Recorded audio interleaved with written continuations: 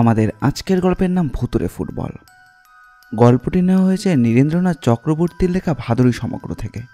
গল্প পাঠে রয়েছে কৌশিক, চন্দন, প্রীতম আর আমি অপূর্ব। পোস্টার ডিজাইন করেছে এসকে দিলার। গল্পটি মন দিয়ে শুনুন। তবে হ্যাঁ, আমাদের চ্যানেলটিকে সাবস্ক্রাইব না করে থাকলে অবশ্যই করবেন। এই রকম গোয়েন্দা গল্প ও অ্যাডভেঞ্চার গল্প আমরা প্রায়ই নিয়ে আসি।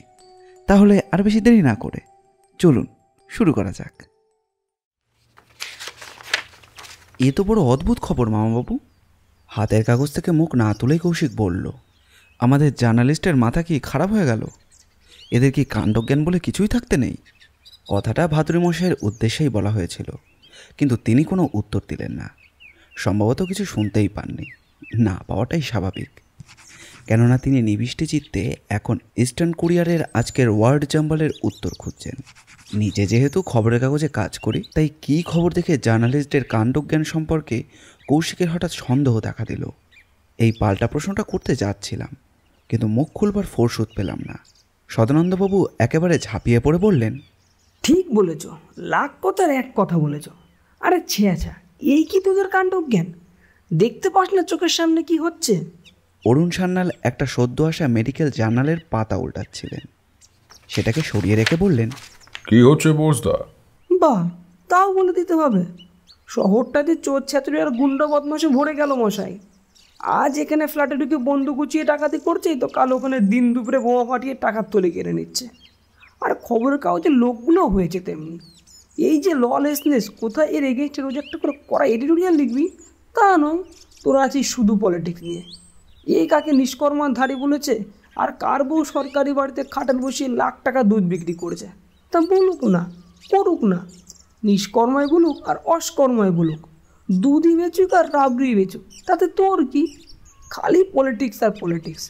ঠিক বলেছো কৌশিক বাবাজি, এই পলিটিক্সই আমাদের ডুবিয়ে ছাড়লো। যাক বাবা, আমি মোটেই পলিটিক্সের কথা ভাবছি না। পলিটিক্স নয় তাহলে? ভাদুরী মশাইয়ের জাম্বল মিলে গিয়েছিল। মৃদু গলায় বললেন, হয়েছে, একটা পাচ্ছিলাম না। উল্টে পাল্টে সেন লক যদি ক্যান্সেল হয় তো তার মধ্যে পেয়ে যাচ্ছি। সব মিলিয়ে ম্যাজিক ওয়ার্ডটা তাহলে দাঁড়ালো ক্রিকেট। ও হ্যাঁ, তুই যেন কি বলছিলি কৌশিক? আমি পলিটিক্সের কথাও ভাবছিলাম না, ক্রিকেটের কথাও ভাবছিলাম না। যেখানে মাত্র 120 রান দরকার, সেখানে 100 রান তুলতেই যাদের কাল ঘাম ছুটে যায়, তাদের নিয়ে আবার ভাবনার কি আছে? তাহলে আমি ভাবছিলাম ফুটবলের কথা। হ্যাঁ, ক্রিকেটের তুলনায় ফুটবলটা আমরা ভালো খেলছি নাকি? চুনিপিকে বলরামের সময় যা খেলতাম, সেই তুলনায় অর্ধেক ভালোও খেলছি না। মাঝখানে যে অধঃপতনটা ঘটেছিল সেটা সামান্য সামলে নেওয়া গেছে। এবার ন্যাশনাল লিগ আর নেহরু কাপের খেলা দেখে অন্তত সেরকমই মনে হলো। কিন্তু মুশকিলটা কি হয়েছে জানো বাবা? অরুণ সান্যালের ফুটবল বলে কোনো কথা নেই, কোনো খেলার খবরই তিনি বিশেষ রাখেন না। মাঠ ময়দানের ব্যাপার নিয়ে আসলে কোনো উৎসাহই নেই তার। তবুও ছেলের কথার উত্তরে কিছু না বললে ভালো দেখায় না, তাই আমতামতা করেই বললেন, কেন, আবার কি মুশকিল হলো? মুশকিলটা কি হলো সেটা তোমার কিরণ মামাকেই জিজ্ঞাসা করো। এই তোমরা মানে জার্নালিস্টটাই হচ্ছে যত নষ্টের গোড়া। ফুটবলে আমাদের পারফরমেন্সের গ্রাফের লাইনটা যেই না একটু ওপরে উঠতে শুরু করেছে, অমনি তোমরা হৈ হৈ করে এমন বাঁধিয়ে দিলে যে আর খেলা দেখতে হবে না। লাইনটা আবার মুখ থুবড়ে পড়ল বলে। কথার ঝাঁজ দেখেই বোঝা যাচ্ছিল যে কৌশিক বেশ রেগে যাচ্ছে, কিন্তু রাগের কারণটা যে কি সেটাই ঠিক ধরতে পারছিলাম না। ভাদুরী মশাই, সদানন্দবাবু আর অরুণ সান্যালের মুখ দেখে মনে হলো যে তারাও কিছু ধরতে পারেননি। ভাদুরী মশাই বললেন, একটু বুঝিয়ে বলবি? হ্যাঁ হ্যাঁ, একটু বুঝিয়ে বলো তো। এর মধ্যে আবার বোঝাবুঝির কি আছে? পড়ে দেখো, তাহলেই বুঝতে পারবে। বিশাল টাইপের বিরাট হেডলাইন, যে গোল দেখলে মারাদোনাও তাজ্জব হয়ে যেত। অগত্যা যেমন হেডলাইন, তেমন কোচি থেকে পাঠানো প্রতিবেদনও পড়ে শোনাতে হলো। বিশ্ববার্তার স্পোর্টস রিপোর্টার ধনঞ্জয় চাকলা লিখছেন, উজবেকিস্তানের বিরুদ্ধে আমাদের বিয়োজন যে গোলটি করলেন তাকে বিশ্বমানের গোল বললে খুবই কম বলা হয়, কারণ ইউরোপ কাপ আর কোপা আমেরিকার কোনো খেলাতেই এরকম আশ্চর্যজনক গোল এর আগে দেখবার সৌভাগ্য আমাদের হয়নি, এমনকি গত 3 বারের বিশ্বকাপেও না। দুদিকে দুটো হুমড়ো জোয়ান ডিফেন্ডার, ভালো করে ঘুরে দাঁড়াবার একটু জায়গা না রেখে তারা বিজয়নের গায়ের সঙ্গে একেবারে আঠার মতো সেটে রয়েছেন। অথচ তারই মধ্যে সামান্য একটু টলে গিয়ে বলটাকে অল্প তুলে নিয়ে মুখ না ঘুরিয়েই বিজন যে বাইসাইকেল কিকটা করলেন, গোলকিপারের মাথার উপর দিয়ে গিয়ে সেই বলটা জালে জড়িয়ে গেল। একেবারে যেন অর্জুনের লক্ষ্যভেদ। দর্শকেরা প্রথমে কিছুই বুঝতে পারেনি, তারপরে তারা উল্লাসে ফেটে পড়লেন। উল্লাস স্বাভাবিক, কেননা অনেক ভাগ্য করে জন্মালে তবেই এরকম একটা গোল দেখবার সুযোগ হয়ে যায়। তবে সত্যি বলতে কি, পেলে আর মারাদোনাও এই গোল দেখলে তাজ্জব হয়ে যেতেন। তবে আমাদের ধারণা, ভারতের মাঠে এই ধরনের গোল হয়তো আমরা আর কখনোই দেখতে পাবো না, কেননা বিদেশিরাও বিজয়নের এই খেলা টিভির পর্দায় দেখেছে নিশ্চয়ই, এবং তারা এই গোলের পরে ব্রিটেনের ম্যানচেস্টার ইউনাইটেড, স্পেনের রিয়াল মাদ্রিদ, হল্যান্ডের আয়াক্স, ইতালির এসি মিলান এবং আর্জেন্টিনার বোকা জুনিয়র্স থেকে বিজনের ডাক পড়তে বাধ্য। থাক থাক থাক কিরণ মামা, আর পড়ার দরকার নেই। পুরো স্টেটমেন্টটা কমপ্লিট করার আগেই কৌশিক আমাকে থামিয়ে দিল। যেটুকু পড়েছ তাতেই তোমাদের জার্নালিস্টের কাণ্ডজ্ঞানের বহরটা টের পাওয়া যাচ্ছে।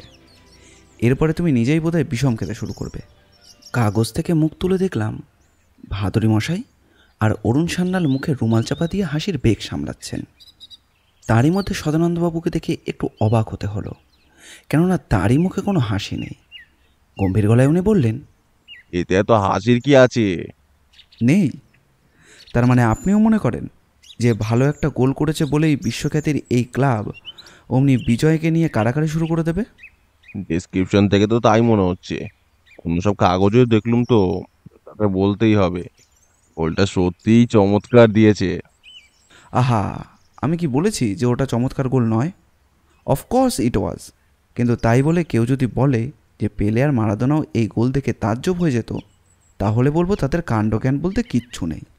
দেখো কৌশিক, এর মধ্যে তুমি দুবার পেলে আর মারাদোনার নাম করেছ, তো একটা কথা তোমাকে জিজ্ঞেস করতে পারি? করুন। এরা কারা? জবাব বাবা, এরা কারা আপনি জানেন না? এরা হচ্ছে কি তারা ফুটবলে যাদের অল টাইম গ্রেট বলা হয়। কেন, টিভিতে আপনি মারাদোনার খেলা দেখেননি? না হে, দেখিনি। কিন্তু তাতে হলোটা কি? কি আর হবে, একজন জিনিয়াস কিভাবে ফুটবলকে নিয়ে যা খুশি তাই করতে পারে সেটা দেখতে পাননি, এই আর কি। বটে, তা ফুটবল নিয়ে যা খুশি তাই কি একা ওই লোকটাই করতে পারতো? কেউ পারতো মানে? পেলে আর মারাদোনা এছাড়া আর কেউ পারতো বলে তো আমি জানি না। কেন, আপনি কাউকে কি জানেন নাকি? সদানন্দবাবু তখনই এই প্রশ্নের জবাব দিলেন না। চা এসে গিয়েছিল।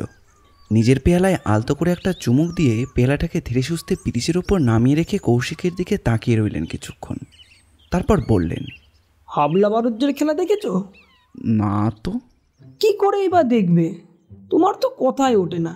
তোমার বাবাও তখনও জন্মায়নি। বলেন কি, তিনি কবেকার মানুষ? ফার্স্ট ওয়ার্ল্ড ওয়ার তো শুরু হয়েছিল 1914 সালে। তিনি তারও 12 বছর আগে, অর্থাৎ 1902-তে জন্মেছিলেন। ছেলেবেলায় আমরা তার খেলা দেখেছি। উফ, সে কি খেলে রে বাবা! হরিচরণ মেমোরিয়াল শিল্ডের খেলায় চুচুড়ি ইউনাইটেডকে একাই 1 ডজন গোল দিয়েছিলেন। কলকাতায় খেলতেন? আমাদের ময়দানের কথা বলছো তো? মাত্র একবারই ওখানে খেলতে নেমেছিলেন। এগুলো 1920-র কথা। গোরা টিমের সঙ্গে ফ্রেন্ডলি ম্যাচ। সাহেবগুলোকে তাতে এমন কাঁদিয়ে ছাড়েন যে সেই রাত্রিরে হুগলির ম্যাজিস্ট্রেটের কাছে তারা একজন মেসেঞ্জার পাঠিয়ে দেয়। মেসেঞ্জার গিয়ে হাকিমকে বলে, stop this Habla Barujje, Defence of India আইনে ওর মুভমেন্ট রেস্ট্রিক্ট করো। ওকে যদি কলকাতা আসতে দেয় তাহলে এখানে ল অ্যান্ড অর্ডার মেনটেন করা যাবে না। ব্রিটিশ গভর্নমেন্টের প্রেস্টিজও একেবারে পাঞ্চার করে দেবে। ব্যাস, হাবলা বারুজ্জে তারপর দিন তারকেশ্বর লাইনের নসিপুরে তার বাড়িতে ফিরতে হুকুম জারি হয়ে গেল যে হুগলি জেলার চৌহদ্দি ছেড়ে তিনি কোথাও যেতে পারবেন না। তার ফল কি হলো ভাবতে পারো? কি হলো? 1920-তে Mohun Bagan for the second time IFA shield জেতার যে চেষ্টা চালাচ্ছিল, তার জন্য হাবলা বারুজ্জেকে টিমে ঢোকাবার ব্যবস্থা একেবারে পাকা করে ফেলেছিল। সেটা সাকসেসফুল হলো না। এসব কথা আপনি কার কাছে শুনলেন? ওহে বাবদন, সারা জীবন সাহেব চড়িয়ে খেয়েছি। সাহেব চিন্তার আমার বাকি নেই। ওদের মধ্যে আমাদের কোম্পানির জেকিং সাহেবের মধ্যে যেন ভালো মানুষ আছে, তেমনি কুচুটে বজ্জায় তো কিছু কম আছে নাকি? তার যদি না থাকতো তো মারাদোনার নাম না কপছে তোমরা আজ হাবলা বারুজ্জেকে মাথায় তুলে নাচতে। ভাদুরী মশাইয়ের দিকে তাকিয়ে দেখলাম তার চোখে ঈষৎ কৌতুকের ছোঁয়া লেগেছে, তবে হাসিটাকে তিনি ঠোঁট পর্যন্ত আসতে দিচ্ছেন না। বললেন, আগে বলছিলেন যে ছেলেবেলায় আপনি তার খেলা দেখেছেন, এটা কোথায় দেখলেন? সিঙ্গুরে। তারকেশ্বর বলতে যে জায়গাটা আপনারা বোঝেন, আমরা তো ঠিক সেখানকার লোক নই। ওর খুব কাছে হচ্ছে সিঙ্গুর। আমি সেই সিঙ্গুরের বাসিন্দা। সেখানকার মাঠে হাবলা বড়দের খেলা ফর দ্য ফার্স্ট টাইম দেখি। আমার বয়স তখন আর কত হবে, মেরে কেটে 5 কি 6। সেদিনকার খেলার ডিটেলস আমার মনে নেই, তবে এটা ভুলিনি যে হাফ টাইমের আগে একটা লোক দমাদম 4-5টা গোল হাঁকড়ে দিয়েছিল। পরে শুনলাম সেই হচ্ছে হাবলা বাড়ুজ্জে। দ্বিতীয়বার তার খেলা কবে দেখলেন? ইন দি ইয়ার 1942 জাপানিরা হাতিবাগানে বোমা ফেলেছিল বলে আমরা সেবার কলকাতার পাট তুলে দিয়ে মাস 6 জন্য আমাদের গ্রামের বাড়িতে চলে যাই। 1942? আপনারই হিসেবে হাবলা বারুজ্জের বয়স তো তখন 40 হয়ে গেছে। তা তো হয়েছে, কিন্তু এই বুড়ো হারে যে ভেলকি দেখালেন না, উফ, অপূর্ব অপূর্ব। সে খেলাতেই তো চুচড়ি ইউনিয়নকে সুর গুনিয়ে গুনিয়ে 1 ডজন গোল দেন। কি বলবো মশাই, খেলাটা যেন এখনো চোখের সামনে ভাসছে। এদিকে হাবলা, ওদিকে হাবলা, সেদিকে হাবলা, যেদিকে তাকায় শুধু হাবলা আর হাবলা। গোটা মাঠে তাকে ছাড়া কাউকে দেখতেই পায় না, ভাবা যায়? একটুক্ষণের জন্য একটু চুপ করলেন সদানন্দবাবু, তারপর গলাটা নামিয়ে বললেন, কিন্তু তার 1 সপ্তাহ বাদে ঘটল এক অদ্ভুত ঘটনা। উফ, সে কথা ভাবলে এখনো গায়ে কাঁটা দেয়। কৌশিক কিছু একটা বলতে যাচ্ছিল, কিন্তু সদানন্দবাবুর শেষ কথাটায় একটা রোমাঞ্চকর গন্ধ পেয়ে অরুণ সান্যাল তাকে থামিয়ে দিয়ে বলে, তুই দেখছি বকর বকর করে সকলের মাথা ধরিয়ে দিবি একেবারে। একটু চুপ কর তো। নিন বস্তা, কি ঘটেছিল একটু বলুন। আজ রবিবার। কৌশিককে সঙ্গে নিয়ে ভাদুরীমশাই গত শুক্রবার কলকাতায় এসেছেন। কৌশিক বুধবার ব্যাঙ্গালোরে ফিরে যাবে, কিন্তু ভাদুরীমশাই তার সিবিআই অর্থাৎ চারু ভাদুরী ইনভেস্টিগেশনের একটা আপিস যেহেতু এখানে খুলতে চান, তাই পুরো মাসটাই তার কলকাতায় কাটাবার সম্ভাবনা। কথা শুরু হয়েছিল এই আপিস খোলার ব্যাপার নিয়ে। শুনেছিলাম ক্যামাক স্ট্রিটের একটা আপিস বাড়ির দোতলায় বেশ খানিকটা ফ্লোর পেসও তিনি পেয়ে গেছেন। তাতে পার্টিশনের ব্যবস্থা করে দিব্যি 3টে ঘর আর একটা অ্যাটাচ বাথ করে নেওয়া যাবে। চেনা একজন কন্ট্রাক্টরের সঙ্গে তাই নিয়ে কথাবার্তাও হয়ে গেছে তার। এখন একজন রিসেপশনিস্ট কাম টাইপিস্ট আর মোটামুটি কাজ জানা 2-1 লোক পেলেই হলো। গত বছর এই সময় ভাদুরীমশাইয়ের সঙ্গে দিন কয়েকের জন্য একটি তদন্তের কাজে ইউপির মির্জাপুরে যেতে হয়েছিল। তারপরে আর কোথাও যাওয়া হয়নি। শিগগিরই যে যাওয়া হবে এমনটাও মনে হয় না। একে ভাদুরীমশাইয়ের শরীর ইদানিং বিশেষ ভালো যাচ্ছে না, তার উপরে আবার নতুন আপিস নিয়ে বেশ কিছুদিন তাকে এখানে ব্যস্ত থাকতে হবে। তাতে অবশ্য আমাদের বেজার হবার কিছুই নেই, বরং আপাতত তিনি যে এখান থেকে নোঙর তুলবেন না তাতেই আমরা খুশি। কথাবার্তা দিব্যি এগোচ্ছিল। ইতিমধ্যে একগাদা খবরের কাগজ এসে যাওয়ায় সবাই তার উপর হুমড়ি খেয়ে পড়ে। ভাদুরীমশাই ইস্টার্ন কুরিয়ারের ফার্স্ট পেজের হেডলাইনগুলো দেখে নিয়ে ভেতরের পাতা খুলে জাম্বলের সমাধানে লেগে গেল। সেন্টারের যুক্ত ফ্রন্ট থেকে কংগ্রেসের সমর্থন প্রত্যাহারের ফলে দেশের রাজনৈতিক এবার কোন দিকে মোড় নেবে তাই নিয়ে অরুণ সান্যাল, কৌশিক, সদানন্দবাবু ও আমার মধ্যে আলোচনা চলতে থাকে।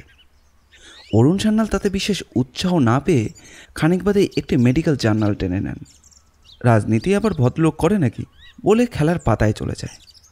আর তারপরেই তোলে সাংবাদিকের কাণ্ডজ্ঞান নিয়ে সেই প্রশ্ন, যার উল্লেখ এই লেখার একেবারে গোড়াতেই করেছি। অরুণ সান্যাল বললেন, কি বস্তা, চুপ করে আছেন কেন? গায়ে কাঁটা দেওয়ার মতো কি হয়েছিল বলুন। এইভাবে দগ্ধে মারবেন না তো। মালতী রান্নার কাছে ব্যস্ত, তাই পার্বতী মানে তার কাজের মেয়েকে দিয়ে ইতিমধ্যে সে 1 প্লেট পকোড়া পাঠিয়ে দিয়েছে। সদানন্দবাবু প্লেট থেকে আলগোছে একটি পকোড়া তুলে নিয়ে মুখে চালান করতে করতে বললেন, ওরে ভাই, সে এক ভয়ঙ্কর ব্যাপার। ওই যে খেলার কথা বললুম না, তার 1 সপ্তাহ বাদেই কামারকুণ্ড যজ্ঞেশ্বর শিল্ডের সেমিফাইনালে আমাদের সিঙ্গুরের টিম নামাতে হবে এগেইনস্ট গুপ্তিপাড়া বুলেটস। তো হাবলা সেনকার খেলা দেখে আমাদের সিঙ্গুর অ্যাথলেটিক ক্লাবের সেক্রেটারি রতনমণি সাঁতরা বললেন, কোনো কথা নাই, এই নাও 50টা টাকা, এই আমি নিচের গার্ড থেকে দিচ্ছি। এই টাকা নিয়ে কাল সকালে নসিপুরে গিয়ে হাবলা বাড়ুজ্জুকে হায়ার করে ফেলো, নয়তো গুপ্তিপাড়ার যে মার্কাটারি টিম সেই ফাইনাল তারা আমাদের কাঁদিয়ে ছাড়বে। তো তাই হলো। তাই হলো মানে? প্রতিবার আপনাদের কাঁদিয়ে ছাড়লো? আরে না মশাই, তাই হলো মানে হাবলাকে আমরা হায়ার করে ফেললুম। আর সেমিফাইনালের খেলায় কোথায় গুপ্তিপাড়া আমাদের কাঁদিয়ে ছাড়বে তা নয়, হাফ টাইমের আগেই 7-7টা গোলকে তারাই হাপুস নয়নে কাঁদতে লাগলো। তাদের ক্যাপ্টেন এসে বলল, মশাই ম্যাচটা আমরা স্যারেন্ডার করে দিচ্ছি। হাবলার 7th গোলটা আটকাতে গিয়ে আমাদের গোলকিপারের পাঁজরের একখানা হাড় বোধহয় চির লেগেছে, রাইট আউট ন্যাংড়াচ্ছে। লেফট ব্যাকেও কিছু একটা হয়েছে নিশ্চয়ই, নয়তো ও ওরকম নেতিয়ে পরে কাতরাতো না। এবারে আমাদের ভালোই ভালোই বাড়ি ফেরার ব্যবস্থা করে দিন, ব্যাস ড্যাং ড্যাঙ্গি আমরা ফাইনাল উঠে গেলুম। তারপর ফাইনালে ক গোলে জিতলেন? জিতলুম কোথায়, হেরে ভূত হয়ে গেলুম বাঁশবেড়ের হংসেশ্বরী স্পোর্টিং ক্লাবের কাছে। সেমিফাইনালে 7 গোলে জিতেছিলাম, তাও অর্ধেক খেলা বাকি থাকতেই। আর ফাইনালে খেয়ে গেলাম 8 গোল। কামারকুণ্ডুর স্পেক্টেটররা একেবারে ছ্যাঁচা করতে লাগলো। তার মানে হাবলা মারুজ্জোকে আপনারা ফাইনালে খেলার দিন মাঠে নামাতে পারেননি? না মশাই, পারিনি। অবশ্যই সেমিফাইনালের দিনও যে তিনিই মাঠে নেমেছিলেন তাও বলতে পারছি না। তার মানে বেড়ে করেছে, কিন্তু সকালে আমার সেকেন্ড কাপ খাওয়া হয়ে গেছে ঠিকই, তবে কিনা এর সঙ্গে আর 1 কাপ চা হলে মন্দ হতো না। এসে যাবে। সেমিফাইনালের দিন কে তাহলে মাঠে নেমেছিল? তা যদি বলতে পারতুম তবে তো লেটা চুকিয়ে যেত, কিন্তু বলতে পারছি কোথায়। মানে কাজের মেয়েটি দ্বিতীয় রাউন্ডের চা দিয়ে গেল। ট্রে থেকে লিকারের কাপটা তুলে নিয়ে তাতে আলতো করে ঠোঁট ঠেকিয়ে সদানন্দবাবু বললেন, বলছি সেমিফাইনালে হাবলার দাপট দেখে আমাদের ছাত্রমশাই তক্ষুনি ঠিক করে ফেলেছিলেন যে ফাইনালে খেলাতেও এগিয়ে যায়। খেলা শেষ হয়ে যেতে তার গার্ড থেকে আরও 50 টাকা বার করে হাবলার দিকে এগিয়ে ধরে তিনি বললেন, ফাইনালের জন্য এই টাকাটা দিয়ে তোমাকে বুক করে রাখলাম, জিতেতে পারো তো আরও 25 টাকা দেবো। কিন্তু তাতে কি হলো জানেন? কি হলো? হাবলা বারুজ্জে বলল, নিজের হাতে তো আমি টাকা নিই না, কাল সকালে বরং এই টাকাটা আপনারা আমার মায়ের হাতে দিয়ে আসবেন। ব্যাস, তারপর আর একটাও কথা না বলে হাবলা তার সাইকেলে উঠে চলে গেল। পরদিন সকালে আপনারা তার মানে ফের নসিপুরে গেছিলেন? তা গিয়েছিলাম বই কি, গিয়ে দেখি হাবলার মা শুকনো মুখে বারান্দায় বসে আছেন। আমরা তাকেও কিছু বলার সুযোগও পেলুম না। তার আগে তিনি তার আঁচলের গিট খুলে 10 টাকার 5খানা নোট বের করে বললেন, কিছু মনে করো না বাবারা, পরশু রাত্রির থেকে আমার ছেলে ধুম জ্বর, তাই তোমাদের হয়ে কাল খেলতে যেতে পারেনি। যে টাকাটা দিয়ে গেছিলে সেটা ফিরিয়ে নাও বাবা। শুনে তো আমাদের চক্ষু চরম কাজ। হাবলা বারুজ্জে কাল তাহলে সেই ফাইনালের খেলায় নামেই নি। একেবারে তার মতন দেখতে যে লোকটা কাল 7-7টা গোল দিল, তাও হাফ টাইমের আগেই, সে তাহলে কে? যা চলে হচ্ছিল ফুটবলের গল্প, দুম করে সেটাকে আপনি টেনে নিয়ে গেলেন ভূতের লাইনে। এটা কীরকম ব্যাপার হলো বোস জেঠু? এতে এত আশ্চর্য হবার কি আছে? ভূতেদের কি ফুটবল খেলার শখ হয় না? নরমুন্ডু দিয়ে গেন্ডুয়া খেলার ব্যাপারটা তাহলে এলো কত্তুগে? ওহে বাবদন, আমাদের ময়দানে যারা বল পেটায় তাদের সবাই যে তোমার আমার মতন জেনুইন মানুষ তা কিন্তু ভেবো না। আছেন, ওই ভিড়ের মধ্যে তেনারাও 2-4 জন আছেন। কথাটা আর বেশি এগোলো না, কেননা এই সময় কলিং বেল বেজে উঠল। আর তার মিনিট খানেক বাদেই কাজের মেয়ে এসে জানালো এক ভদ্রলোক দেখা করতে চান। পার্বতী মানে এই বাড়ির কাজের মেয়েটি বলেছিল ভদ্রলোক, ফলে আমরা ধরে নিয়েছিলাম যে দর্শনপ্রার্থী ব্যক্তিটি নিশ্চয়ই কোনো বয়স্ক মানুষ হবেন।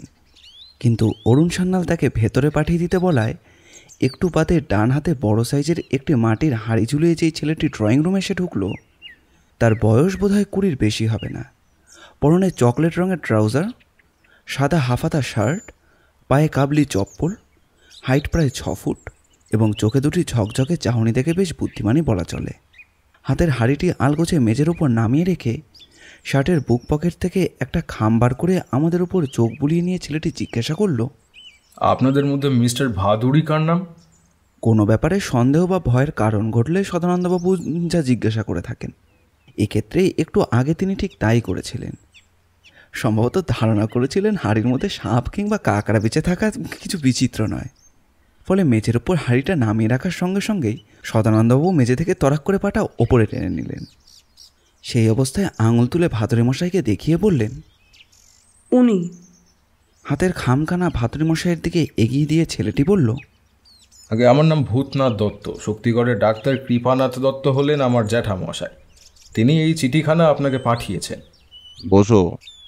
তারপর খাম থেকে চিঠিটা বার করে চটপট তার ওপরে চোখ বুলিয়ে নিয়ে চিঠিখানা সেন্টার টেবিলের ওপর রেখে তার উপর একটা পেপার ওয়েট চাপা দিয়ে মৃদু হেসে বললেন, কৃপানাথ কেমন আছে? এখন ভালোই আছেন। মাঝখানে জন্ডিস হয়ে মাস 2 খুব ভুগলেন, ভীষণ দুর্বল হয়ে গিয়েছিলেন। বললুম বটে এখন ভালো আছেন, তবে দুর্বলতা এখনও পুরোপুরি কাটেনি, নয়তো তিনি নিজেই আসতেন। আপনি যাবেন তো? আমরা কিন্তু সবাই খুব আশা করে রয়েছি। কৃপানাথ তো তোমার জ্যাঠামশাই, তুমি ওর কোন ভাইয়ের ছেলে? ছোট ভাইয়ের। তার মানে বিশ্বনাথের। বিশ্বনাথ যে ফুটবলটা দারুণ খেলতো তা নিশ্চয় জানো। জ্যাঠামশাইদের কাছে শুনেছি বড় জ্যাঠামশাই আর মেজো জ্যাঠামশাই দুজনেই বলেন যে বাবার মতন স্ট্রাইকার নাকি ও তল্লাটে খুব বেশি ছিল না। শুধু ও তল্লাটে কেন, কোনো তল্লাটে খুব বেশি ছিল না। তোমার ঠাকুরদা তো বিশ্বনাথকে কলকাতায় আসতে দিলেন না। আর যদি দিতেন এখানকার বড় বড় ক্লাবগুলোতে ওকে নিয়ে কাড়াকাড়ি পড়ে যেত। তার খেলা আপনি দেখেছেন? আর দেখেছি বই কি। তোমার বয়স এখন কত ভূতনাথ বাবু? আমাকে বাবু বলবেন না, বাড়িতে সবাই আমাকে ভূত বলে, আপনারাও তাই বলবেন। ঠিক আছে তাই বলবো, তবে বাবুটাও ছাড়বো না। ধরে নাও যে বাবুটা আমি আদর করেই বলছি। ভূত বাবু তোমার বয়স কত তা তো বললে না।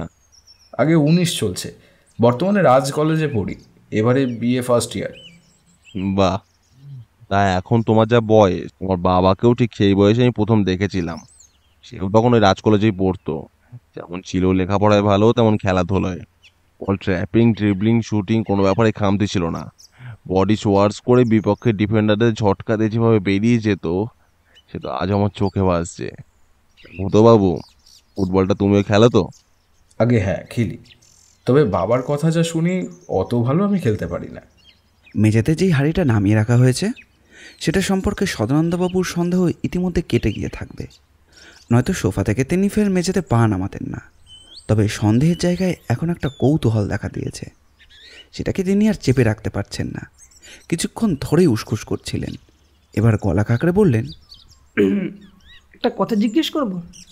কি জিজ্ঞাসা করবেন সে তো বুঝতেই পারছি। এই খবর জানতে চান এই তো? শক্তিগড় থেকে যে হারিয়ে এসেছে তার মধ্যে কি থাকতে পারে বলে আপনার ধারণা? শক্তিগড়ের হেম ঘোষের দোকানের ল্যাংচা বড় জ্যাঠামশাই আপনাদের জন্য পাঠিয়েছে।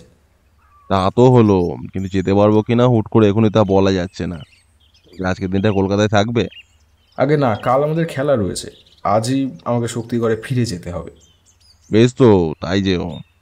কিন্তু দুপুরের ট্রেনে যে ফিরতে হবে তার তো কোনো মানে নেই। খেয়ে দিয়ে একটু জিরিয়ে নিয়ে তারপর বিকেলে ট্রেন ধরলেই চলবে। ওরে কৌশিক, তোর মাকে বল যে ভূতবাবু দুপুরে এখানে খেয়ে যাবে। আর হ্যাঁ, ল্যাংচা হাঁড়িটা ভেতরে নিয়ে যা। কিন্তু কৌশিককে আর উঠতে হলো না। একটা ট্রের উপর মিষ্টি আর চায়ের কাপ নিয়ে পার্বতী ইতিমধ্যে ড্রয়িং রুমে এসে ঢুকেছিল। ট্রেটা সেন্টার টেবিলে নামিয়ে রেখে মেঝে থেকে মিষ্টির হাঁড়ি তুলে নিয়ে এসে জানালো, একটু বাদেই আমাদের খেতে বসবার ডাক পড়বে। ভাদুরী মশাই বললেন, মাকে বলে দে এই দাদাবাবুটিও দুপুরে আমাদের সঙ্গেই খাবেন। মানিকতলায় তার এক মাসির বাড়ি, তাকে বলা আছে যে দুপুরে সে ওইখানে যাবে। ঠিক আছে, তো আমার পক্ষে তোমাদের টুর্নামেন্টে খেলা দেখতে যাওয়া সম্ভব হবে কি না সেটা কি করে জানাবো? এদিকে যেসব কাজ জমে আছে তার একটা বিলি বন্দোবস্ত না করে তো যেতে পারছি না। তোমাদের সঙ্গে যোগাযোগ করব কি করে? আপনি কেন যোগাযোগ করবেন? আপনাকে কিছু করতে হবে না। যেতে আদৌ পারবেন কিনা সেটা আপনি কখন বুঝতে পারবেন? বিকেলের মধ্যে বুঝে যাব। ঠিক আছে, বড় জ্যাঠামশাই তাহলে আজ রাত্রিরে এই ধরুন 9টা-10টা নাগাদ আপনাকে ফোন করে সব জেনে নেবে। কৃপানাথ কোত্থেকে ফোন করবে? কেন, আমাদের বাড়ি থেকে। গত বছরই আমাদের বাড়িতে ফোন এসে গিয়েছে। কথা শেষ করে ভূতনাথ আর বেশিক্ষণ দাঁড়ালো না, ভাদুরী মশাইকে প্রণাম করে ঘর থেকে বেরিয়ে গেল। এতক্ষণে আমরা সবাই চুপ করেছিলাম। কথাবার্তা যা হওয়ার তা ভাদুরী মশাই আর ভূতনাথের মধ্যেই হচ্ছিল। সদানন্দবাবুর কৌতূহলী সব থেকে বেশি, তাই তিনিই প্রথম মুখ খুললেন। কৃপানাথ বাবু কে মশাই? বর্ধমানের বিখ্যাত ডাক্তার, লোকে বলে বর্ধমানে বিধান রায়। কৃপানাথের পৈতৃক বাড়ি অবশ্য বর্ধমান শহরে নয়, শক্তিগড়ে। সেখান থেকে রোজ দুবেলা বর্ধমানের খোশবাগানে ওর চেম্বারে গিয়ে বসে। দুর্দান্ত প্র্যাকটিস, দম ফেলার ফুরসত নেই। এদিকে আবার তারই মধ্যে ফুটবল টুর্নামেন্টের ঝক্কি সামলাতে হচ্ছে, অথচ বয়সে নেহাত কম হলো না। আপনার বন্ধু? ছেলেবেলার, মানে সেই যখন কলেজে পড়তাম সেই সময়কার। আইএসসি 2 বছর একসঙ্গে পড়েছি। আইএসসি পাস করে ও গিয়ে মেডিকেল কলেজে ভর্তি হয়। কিন্তু কলেজ আলাদা হলে কি হবে? কলেজ স্ট্রিটে বসন্ত কেবিন আর মির্জাপুরের স্ট্রিটের ফেভারিট কেবিনে তখন রোজ আড্ডা দিয়েছি। ময়দানেও গিয়ে ফুটবল খেলা দেখেছি একসঙ্গে। তারপর যা হয় আর কি, ডাক্তারি পাস করে ও চলে গেল শক্তি করে। তারপর পসার একটু জমে উঠতে বর্ধমানে গিয়ে চেম্বার খুললো। ব্যাস, আমরা দুজনেই তখন দুই কাননের পাখি। দেখা সাক্ষাৎ হয়? কালে ভদ্রে। শেষ দেখা হয়েছিল 1967 অক্টোবরে। ওদের শক্তিগড়ের বাড়িতে সেবার একটা উইকেন্ড কাটিয়ে এসেছি। সে দুটো দিনের কথা এখনো ভুলিনি। করে মাছ ধরা হলো, চড়ুই ভাতি করা হলো, গানে গল্পে ছুটির 2 দিন যে কোথা থেকে কেটে গেল টেরই পেলুম না। আবার একটুক্ষণ চুপ করে রইলেন ভাতুরি মশাই। বুঝলাম স্মৃতি রোমন্থন করছেন। খানিক বাদে একটা নিঃশ্বাস ফেলে বললেন, কৃপানাথের ছোট ভাই বিশ্বনাথের কথা হচ্ছিল না? বিশ্বনাথের খেলা সেবারেই দেখি।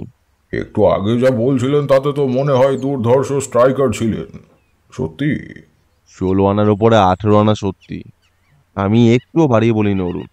19 বছরের ছেলেটাকে দেখলুম চুনির মতো ছটকা দিয়ে বেরিয়ে যাচ্ছে, আবার শুটিং পাওয়ারও প্রদীপের মতো। তাছাড়া দরকার মতো নিজের স্পিড যেভাবে বাড়িয়ে কমিয়ে খেলছিল, আসলে সেটাই চিনিয়ে দিচ্ছিল ওর জাত। বুঝতে পারছিলাম যে ফুটবলের রক্তের মধ্যে আছে। হাসছো যে? বর্মমার কথা বিশ্বাস হচ্ছে না বুঝি? না না, বিশ্বাস হবে না কেন? তবে আমি কি না আমার অন্য একটা লাইনের কথা ভাবছিলাম। একটু আগে নাসিরপুরের হাবলা বারুজ্যের কথা শুনেছি তো, তাই ভাবছিলাম শক্তিগড়ের বিশ্বনাথ দত্তও কি সেই গোত্রের খেলোয়াড় নাকি।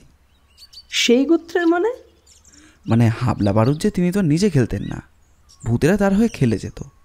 তা শক্তিগড়ের বিশ্বনাথ দত্তও কি তেমনই খেলতেন? না রে কৌশিক, আমি একটু বাড়িয়ে বলছি না। বুঝতে পারছি চুনি আর প্রদীপের সঙ্গে তুলনা টেনেছি বলে তুই চটে গেছিস, কিন্তু যেমন চুনি তেমনি প্রদীপকেও আমি ভালোই চিনি।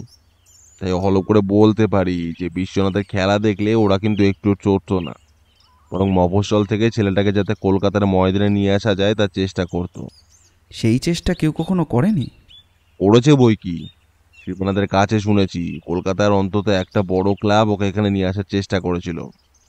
মোহনবাগান? আহ, ওই তো হলো তোদের মুশকিল। বড় ক্লাব বলতে তোর আজকাল শুধু মোহনবাগান আর ইস্ট বেঙ্গলকে চিনিস, কিন্তু এ হলো 30 বছর আগেকার কথা। তখন ফুটবলের মাঠে ইস্টার্ন রেলের দাপটও নেহাত কম ছিল না। প্রদীপ মানে পিকে বরাবর কোথায় খেলতো জানিস? মোহনবাগানেও না, ইস্ট বেঙ্গলেও না, ওই ইস্টার্ন রেলে।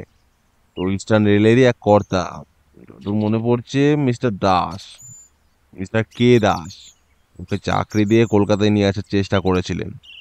কেন যে বিশ্বনাথের কলকাতায় আসা হলো না তাও তো একটু আগে বলেছি। আসলে কৃপনাথের বাবাই তার এই ছোট ছেলেটিকে কলকাতায় আসতে দিলেন না। সে এক পক্ষে ভালোই হয়েছে। ময়দানের নানা নোংরামির খবর আজকাল কাগজে খুব বড় বড় টাইপে ছাপা হচ্ছে, কিন্তু ভাবের ঘরে চুরি করে তো কোনো লাভ নেই। নোংরামিটা নেহাত গত 2-4 বছরের ব্যাপার নয়, এটা আগেও অল্প বিস্তার ছিল। যেমন এখন রয়েছে তেমনি 70s-এও ছিল। বিশ্বনাথ দত্ত তখন যদি কলকাতায় খেলতে আসতেন তো সেই নোংরা কাদার একটু আধটু ছিটে কি তাঁর গায়েও লাগতো না? অরুণ, তুমি ভুল বলনি। তবে কিনা নোংরামি তখনও ছিল বটে, কিন্তু আজকের মতো এতটা ছিল না। তাছাড়া নোংরামির চরিত্র যে ইতিমধ্যে পাল্টেছে সেটাও খেয়াল করো। স্পিড আর স্ট্যামিনা বাড়াবার জন্য খেলোয়াড়রা ওই যে কী সব গোলমেলের ট্যাবলেট খেয়ে মাঠে নামছে বলে আজকে শুনতে পায় না। এরকম কথা কি আগে কখনো শুনতে পেত? কিন্তু ওসব যারা খায় খানিকক্ষণের জন্য আর্টিফিশিয়ালি ওতে করে কিছু সুবিধে হয় ঠিকই, কিন্তু আলটিমেটলি তো স্বাস্থ্যের একেবারে 12টা বেজে যায়। আর তাছাড়া ড্রাগ অ্যাডিক্ট হয়ে পড়ারও একটা ভয় তো রয়েছে। বড়শিতে একবার আটকে গেলেই তো সর্বনাশ। আর সে তো ঠিকই, মারাদোনার যা হয়েছিল আর কি। অত বড় খেলোয়াড় কিন্তু ওয়ার্ল্ড কাপে ইউরিন টেস্টে ধরা পড়লো যে ডোপ করে মাঠে নেমেছে, তখন তো বেজ্জতির অ্যাক্সেস। আরে আচ্ছা, কৌশিক আবার এর সুখ্যাত করছিল। আরে বাবা, খেলতে নেমেছিস তো নিজের জোরে খেলে যা।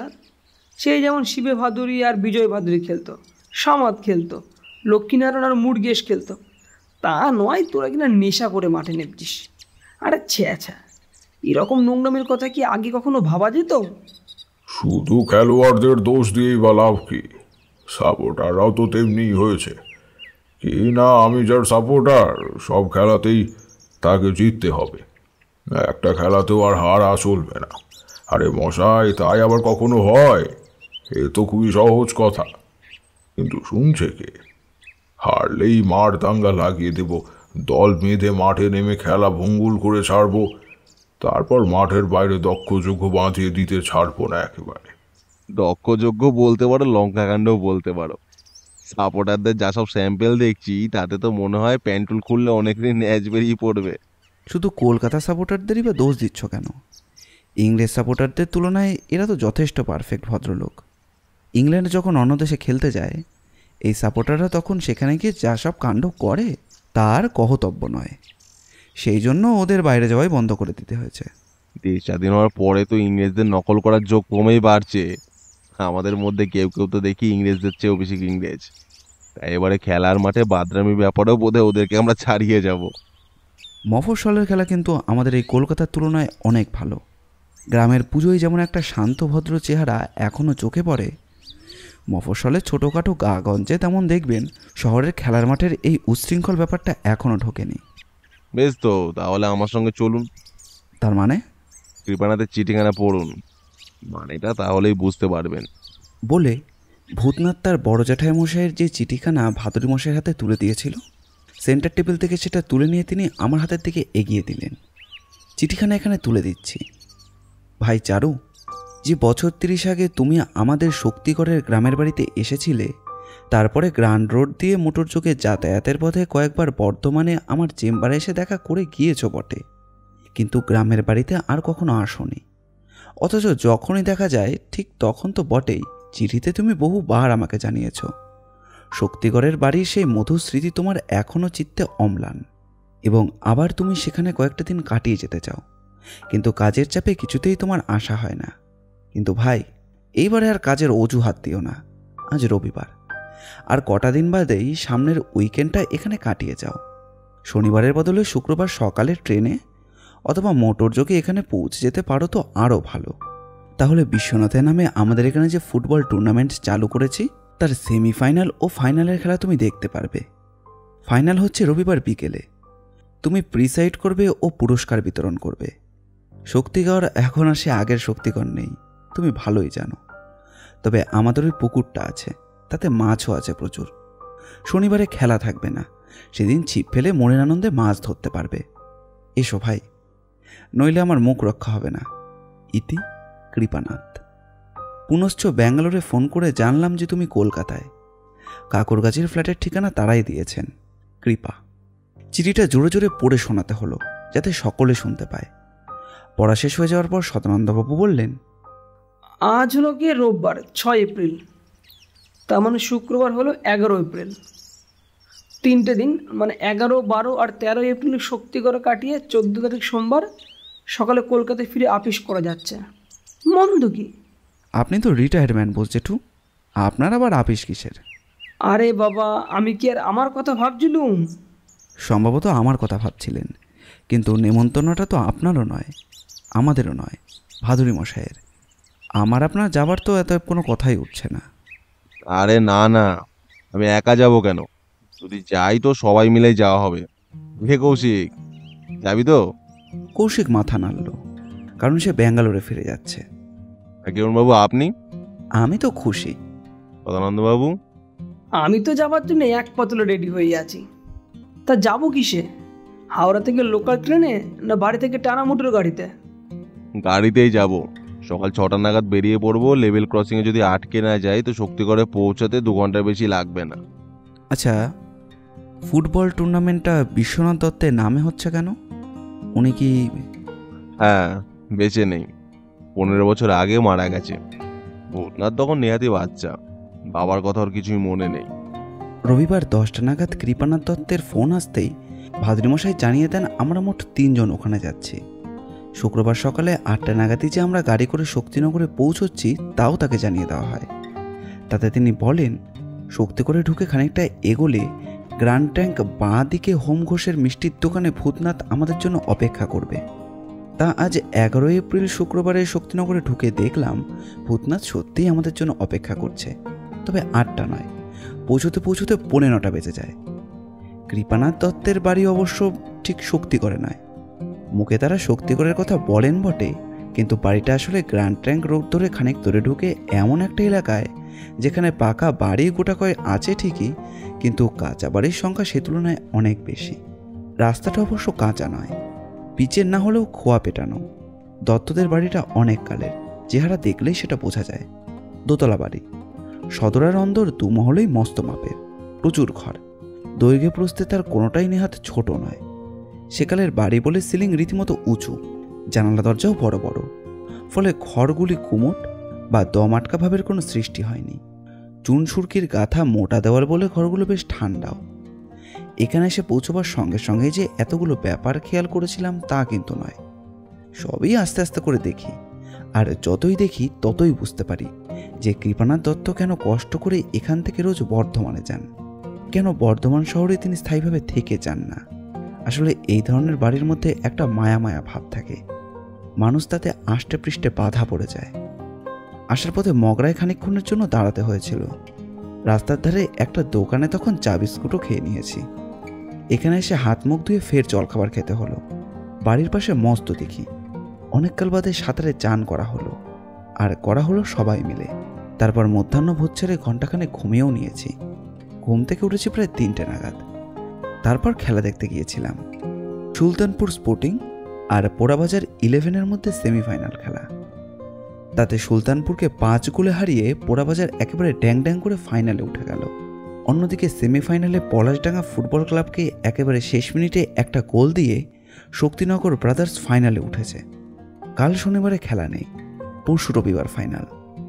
মফস্বল শহরে এইসব টুর্নামেন্ট নেহাত কম উন্মাদনা জাগায় না। সেখানে খেলা, সেখানকার স্থানীয় লোক তো বটেই, তার আশেপাশের সব এলাকা থেকেও প্রচুর লোক খেলা দেখতে আসে। শুনলাম খেলার মাঠে রোজই ভিড় হয়, আর আজও যে হয়েছিল সেটা সচক্ষই দেখলাম। সুলতানপুর স্পোর্টিং যে খুব দুর্বল তা কিন্তু নয়।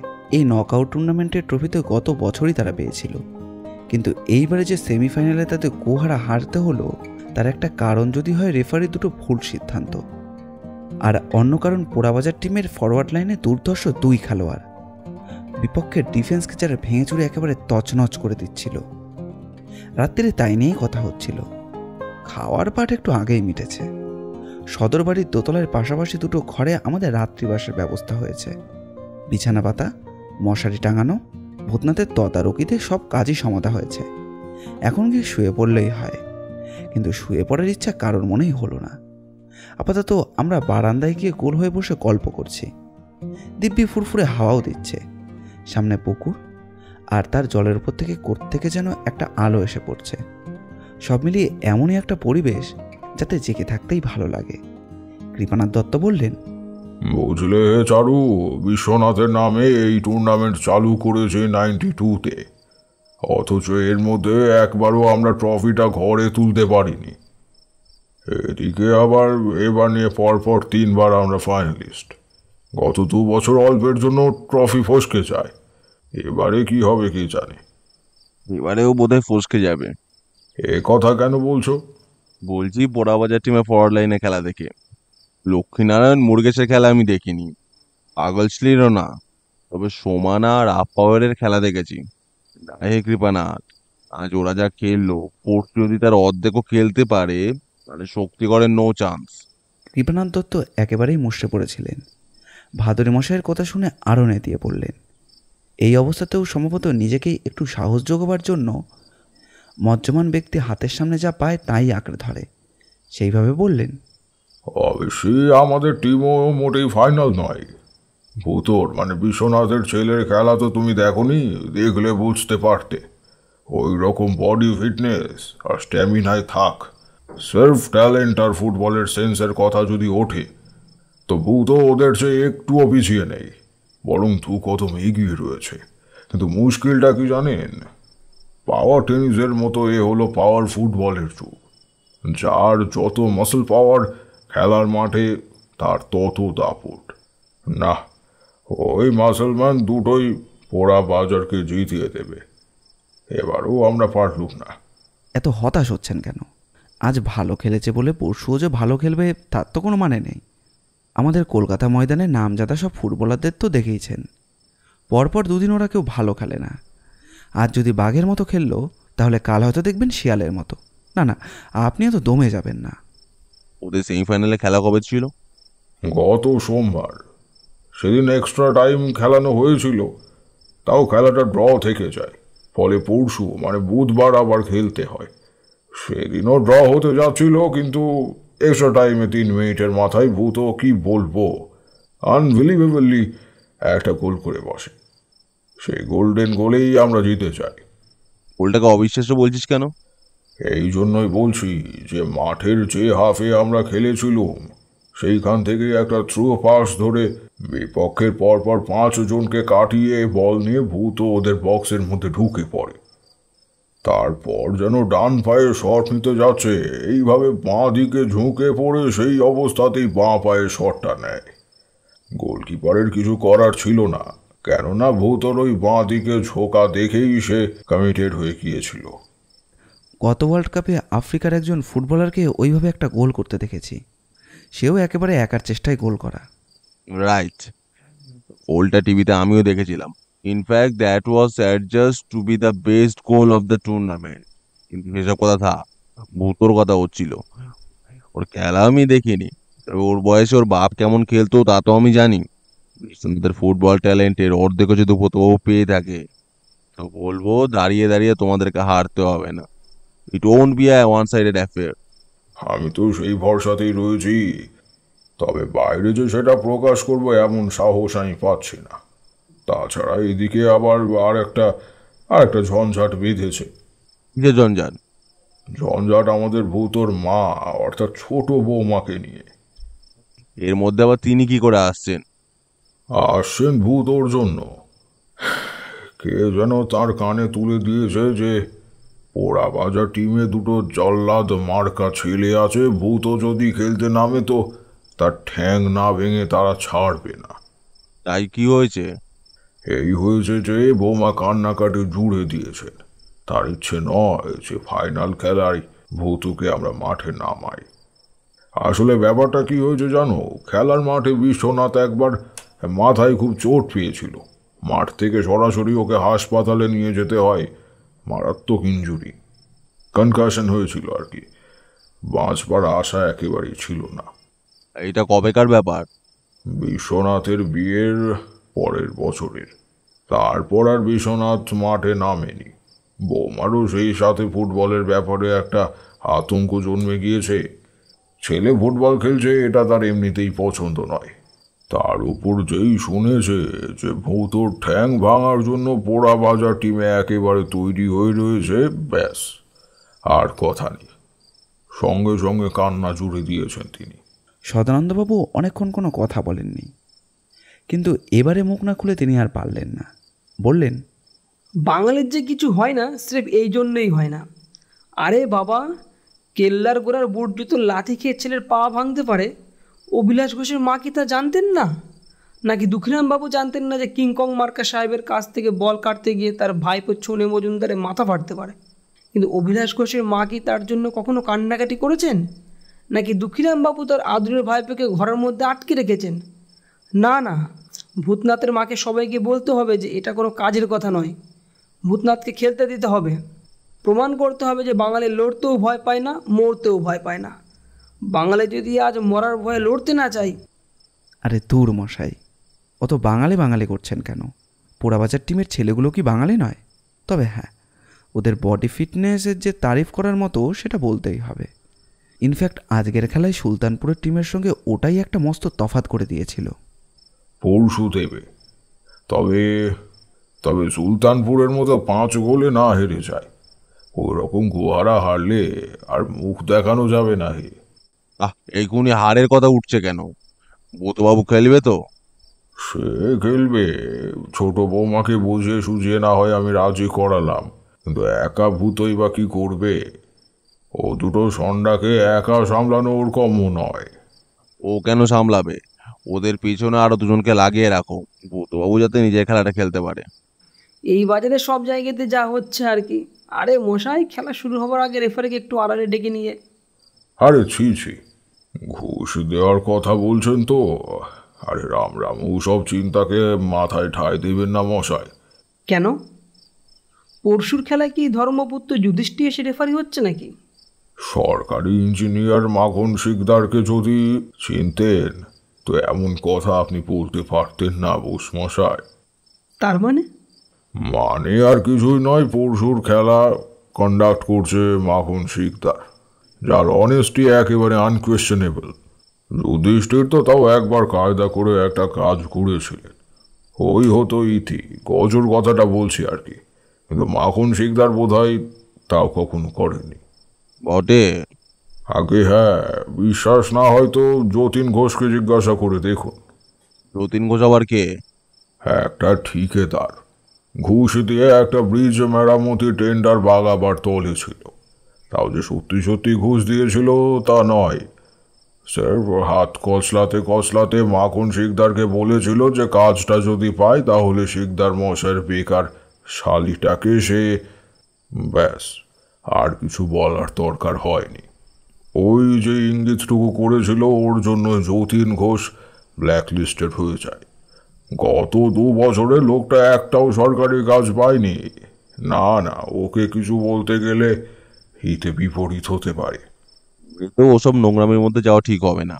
কিন্তু আমি তো কথা জিজ্ঞেস করি, লোকটি পাস করা রেফারি তো? অফকোর্স, তা না হলে ওকে দায়িত্ব দেবো কেন? ভালো কথা, কিন্তু শুধু পাস করা রেফারি হলেই তো হয় না। কাজটা কেমন? তার মানে? মানে জবরদস্ত লোক কিনা। আরো পরিষ্কার করে বলছি, যে শক্ত হাতে খেলাটা কন্ডাক্ট করতে পারবে কিনা। তা পারবে। এর আগে কোয়ার্টার ফাইনালের একটা ম্যাচ কন্ডাক্ট করেছিল। একটা গোল নিয়ে হাঙ্গামা বাঁধার উপক্রম হয়েছিল সেদিন।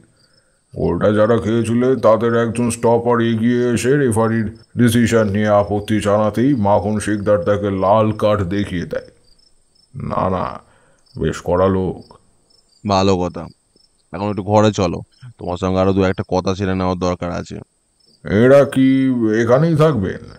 হ্যাঁ হ্যাঁ, এরকম চমৎকার বাতাস এরা কোথায় পাবেন? বারান্দায় বসে এরা যেমন গল্প করছেন করুন, এই পাকে আমরাও আমাদের পুরোনো দিনের স্মৃতি রোমন্থন করে নিই। আজ 13ই এপ্রিল, রবিবার। বাংলা 1303 সনের আজই ছিল শেষ দিন। কাল থেকে নতুন বছর শুরু হবে। বাংলা নববর্ষে আগে ছুটি পাওয়া যেত না, আজকাল কিন্তু যাচ্ছে। তাই কালকের দিনটাও দিব্যি এখানে কাটানো যেত। কিন্তু ভাদুরী মশাই কিছুতেই রাজি হচ্ছেন না। বলছেন, ও বাবা, তা কি কখনো হয়? কেন হয় না জিজ্ঞাসা করতে তিনি বললেন, মালতী একেবারে মাথা দিব্যি দিয়ে বলে দিয়েছে যে নববর্ষের দিনটা এবার ওদের সঙ্গে কাটাতেই হবে। কলি তো ব্যাঙ্গালোরে। এখন আমিও যদি পয়লা বৈশাখটা বাইরে কাটাই তাহলে ও খুব দুঃখ পাবে। আর একটা দিন যাতে থেকে যায়। তাতে কৃপানাথ দত্ত গোড়ায় গোড়ায় একটু ঝুলোঝুলি করছিলেন ঠিকই, কিন্তু সেই সঙ্গে এই বাড়ির অন্যান্যরাও খুব চাইছিল যে কালকের দিনটাও যেন এখানে থাকে। কিন্তু ভাদুরী মশাই যখন বললেন যে ছোট বোনের কাছে তাহলে কথার খেলাপ হয়ে যাবে, তখন আর কেউ আপত্তি করলেন না। ভূতনাথ অবশ্য কোথায় আদায় করে নিল। অক্টোবর মাসের পুজোর কটা দিন আমাদের এই বাড়িতে কাটিয়ে যেতেই হবে। যাই হোক, কালকের দিনটা দুপুরে মাছ ধরে আর রাত্রির অবধি ব্রিজ খেলে দিব্যি কেটেছে। আর আজকের দিনটার কথা তো ভোলাই যাবে না। দিনটা ছিল উত্তেজনায় ঠাসা। বিকেলে খেলার মাঠে যা কিনা একেবারে চরমে উঠে যায়। কৃপানাথ দত্ত টুর্নামেন্টের কমিটির প্রেসিডেন্ট। প্রথম থেকেই তিনি ভয়ে ভয়ে ছিলেন যে একটা হাঙ্গামা হয়তো বেঁধে যেতে পারে। আর যদি বাঁধে, আর সেটা নেহাত খেলার মাঠে আটকে থাকবে না। পোড়াবাজার টিমের সঙ্গে যে 3টে বাস ভর্তি করে তাদের শখানেক সাপোর্টার খেলার মাঠে এসে পৌঁছেছে, এই খবরটা শুনে তাদের ভয় আরও বেড়ে যায়। তিনি অবশ্য কাল বিকেলেই নিজেদের থানায় গিয়ে দারোগাবাবুকে বলে এসেছেন যে খেলার মাঠে তাকে উপস্থিত থাকতেই হবে। আর দারোগাবাবুও তাকে অভয় দিয়েছেন যে ঘাবড়াবার কিছুই নেই। পোড়াবাজার থেকে যারা আসছে তারা যদি কিছুমাত্র গোলমাল করে তাহলে তাদের প্রথমেই তিনি মাইল্ড লাঠিচার্জ করবেন। আর তাতেও যদি কোনো কাজ না হয় তাহলে ফায়ারিংয়ের অর্ডার দিতেও তিনি বিন্দুমাত্র দ্বিধা করবেন না। কিন্তু কৃপানাথের মুখ দেখে মনে হচ্ছিল দরকার হলে দনাদন গুলি চালাবো মশাই। দারোগাবাবুর এই কথা শুনে আশ্বস্ত বোধ করবেন কি, তিনি যেন আরও নার্ভাস হয়ে পড়েছেন। খেলা শুরু হওয়ার কথা কাটায় কাটায় 3টের সময়, কিন্তু শুরু হতে বেশ খানিকটা দেরি হয়ে গেল। কেননা আগের স্থানীয় স্কুলের প্রাইমারি সেকশনের বাচ্চা কাচ্চা ছেলেমেয়েরা ব্যান্ড বাজাতে বাজাতে মাঠ প্রদক্ষিণ করছে। এসডিও সাহেব আজকের অনুষ্ঠানের বিশেষ অতিথি। জাতিগণনায় খেলাধুলার গুরুত্ব ও খেলার মাঠে শান্তি রক্ষার প্রয়োজনীয়তা কতটা সেটা ব্যাখ্যা করে তিনি ওজনদার একটি বক্তৃতা দিয়েছেন। এরপরে শুভেচ্ছা বিনিময় পর্ব। মাঠের একদিকে চাঁদোয়া খাটিয়ে তার তলায় পরপর গোটা 20 চেয়ার পেতে অভ্যাগতদের বসানো হয়েছে। 2টি দলের খেলোয়াড়দের সঙ্গে আজকের অনুষ্ঠানের সভাপতি ও প্রধান অতিথিদের পরিচয় করিয়ে দেওয়া হবে। খেলোয়াড়রা মাঠের মাঝখানে মুখোমুখি 2 সারিতে দাঁড়িয়ে রয়েছেন। 2 টিমের কোচও দাঁড়িয়ে আছেন নিজের নিজের খেলোয়াড়দের পাশে। কৃপানাথবাবু এসে ভাদুরী মশাই ও ডিএসপি সাহেবকে সেখানে নিয়ে গেলেন। পরিচয় পর্ব সাঙ্গ হতে অন্তত মিনিট 10 লাগলো। আমরা দূর থেকে দেখলাম ভাদুরী মশাই ও ডিএসপি সাহেব খেলোয়াড়দের প্রত্যেকের সঙ্গে করমর্দন করে দু একটি কথা বলছেন। কোচ দুজনকে ভাদুরী মশাই জড়িয়েও ধরলেন। এই পরিচয় পর্ব আর শুভেচ্ছা বিনিময় মাঠে এর দরকার আছে বই কি। আসলে এটা একটা প্রতীকের মতো, মৈত্রীয় প্রতীক। যেন এই প্রতীকের মাধ্যমে বলে দেওয়া হচ্ছে যে এখন আমরা পরস্পরের প্রতিদ্বন্দ্বী ঠিকই, কিন্তু আসলে আমরা সবাই পরস্পরের বন্ধু। তাই দয়া করে কেউ যেন কোনো গণ্ডগোল করো না, খেলাটাকে নির্বিঘ্নে শেষ হতে দাও। যেন ফলাফল যাই হোক না কেন কারোর মনে তিক্ততার রেশ পর্যন্ত না থাকে। শুভেচ্ছা বিনিময়ে এই পর্বের সঙ্গে সঙ্গে যেমন খেলোয়াড়দের তেমন দুই দলের কোচকেও যে জড়িয়ে দেওয়া হলো, তার পেছনে কার মাথা কাজ করেছে জানি না। তবে যার মাথায় কাজ করে থাক না কেন, সেটা পাকা মাথা, তাতে কোনো সন্দেহ নেই। কথাটা এই জন্য বলছি যে কোচদের উস্কানির জন্য অনেক সময় মাঠে হাঙ্গামা বেঁধে যায়। খেলা যখন চলছে তখন মাঠের ধারে বসে এমনভাবে তাদের অনেকেই গলা ফাটিয়ে খেলোয়াড়দের তাতাতে থাকেন, তাতেই বেড়ে যায় উত্তেজনা। এমন কিছু দেখেছি, একটু ধৈর্য ধরে যারা বসে থাকতে পারে না, মাঠের ধার বরাবর দৌড়ে দৌড়ে যারা চেঁচাতে থাকে। মনে হলো খেলা শুরু হওয়ার আগে ভাদুরী মশাই ওই যে দুই টিমের দুই কোচকে আদর করে বুকে জড়িয়ে ধরলেন, এতে শান্তি রক্ষার হয়তো কিছুটা কাজ হবে। আর যাই করুন না কেন, এরা হয়তো নিজেদের টিমকে আর অমনভাবে উত্তেজিত করবেন না, যার ফলে একটা হাঙ্গামা লেগে যেতে পারে। কার্যত অবশ্য দেখা গেল স্থানীয় টিমের কোচটি চুপ করে বসে খেলা দেখছেন, কিন্তু পোড়াবাজারের কোচটির ক্ষেত্রে ভদ্রতা করেও কোনো লাভ হয়নি। সেমিফাইনাল খেলার দিনে সুলতানপুরের বিরুদ্ধে তাদের খেলোয়াড়, বিশেষ করে ফরওয়ার্ড লাইনের দুর্ধর্ষ দুই খেলোয়াড়কে তিনি যেভাবে উস্কে দিয়েছেন, আজও সেইভাবে উস্কে যাচ্ছেন। ব্যাপারটা মাঝে মাঝে সীমা ছাড়িয়ে যাচ্ছিল, কিন্তু তবুও যে বড় রকমের গণ্ডগোল ঘটছিল না তার প্রধান দুটো কারণ। প্রথম, মাখন শিকদার বেশ কড়া মেজাজের রেফারি। খেলা শুরু হওয়ার 5 মিনিটের মধ্যেই দেখলাম পেছন থেকে বিপজ্জনকভাবে ট্র্যাকেল করার জন্য দুদলের দুটো খেলোয়াড়কে তিনি হলুদ কার্ড দেখিয়ে দিলেন। তাছাড়া পোড়াবাজারের কোচটি হঠাৎ তার একজন খেলোয়াড়কে বিকট চেঁচিয়ে কিছু একটা নির্দেশ দিতেই রেফারির সঙ্গে সঙ্গে খেলা থামিয়ে কোচটির কাছে এসে প্রচণ্ড একটা ধমক দিলেন।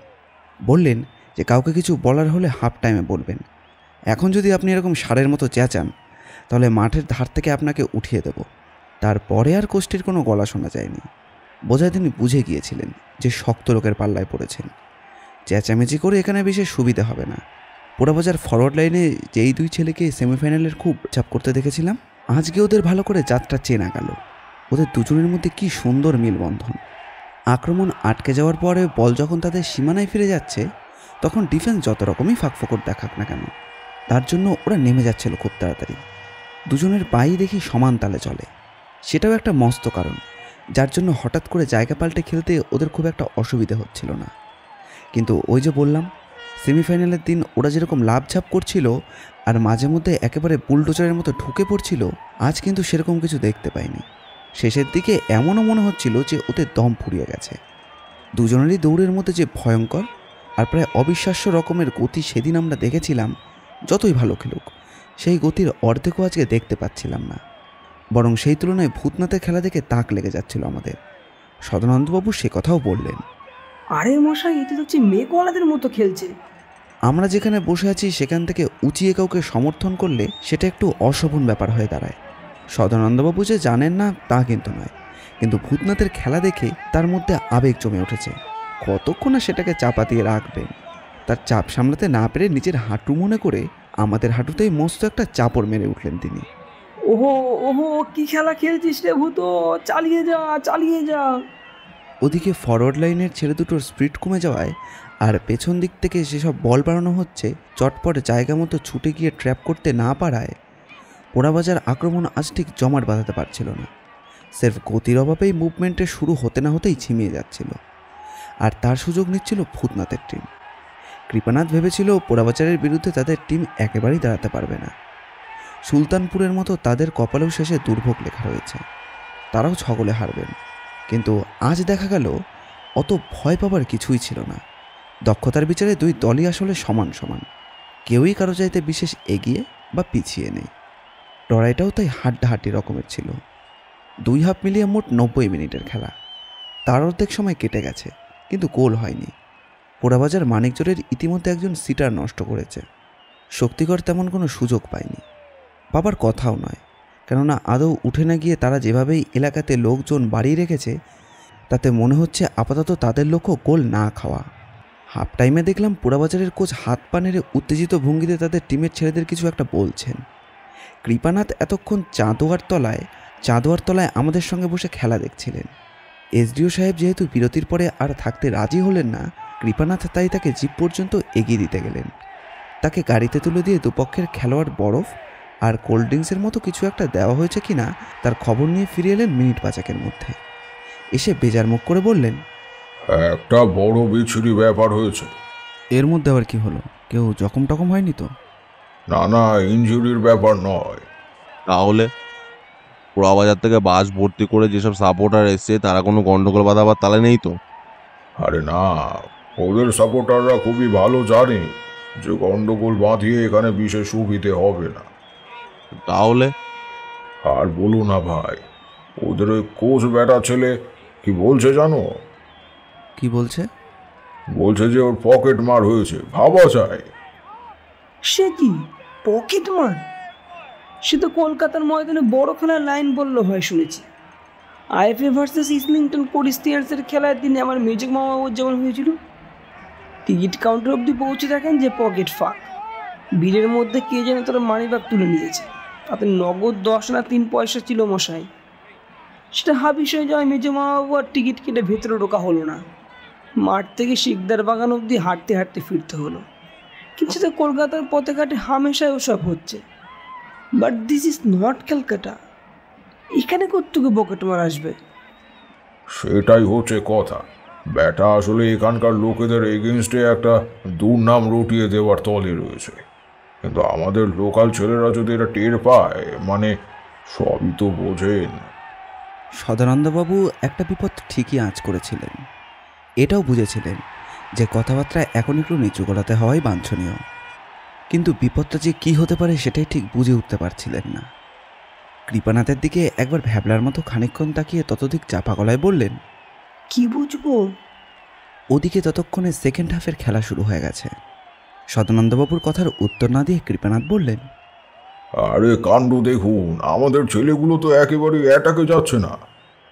এদের হলো কি বলুন তো? কোথায় ওদের এরিয়ায় দখল নিবি তা নয়, গুটিয়ে গিয়ে নিজেদের এরিয়ার মধ্যে জট পাকিয়ে ঘুরছে। এটা হয়তো ইচ্ছে করেই করছে। কেন কেন ইচ্ছে করে করবে কেন?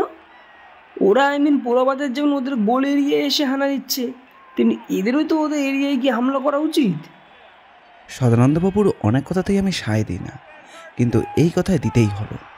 ভাতুনি মশাইয়ের দিকে তাকিয়ে বললাম, সদানন্দবাবু তো ভুল বলেননি। অলরেডি ওরা যে 5-6টা কর্নার পেয়েছে সেটা কি খেয়াল করেছেন? করেছি বই কি, ওর যে কোনো একটা থেকে কিন্তু গোল হয়ে যেতে পারতো। কিন্তু হয়নি যে, সেটাই হচ্ছে আসল কথা। খেয়াল করে দেখুন, এতগুলো কর্নার পেয়েছে ওরা, সেই সঙ্গে গোল বক্সের একটু বাইরে থেকে দুটো ফ্রি কিকও পেয়েছে। কোনোটা থেকে কিছু ফায়দা তুলতে পারেনি।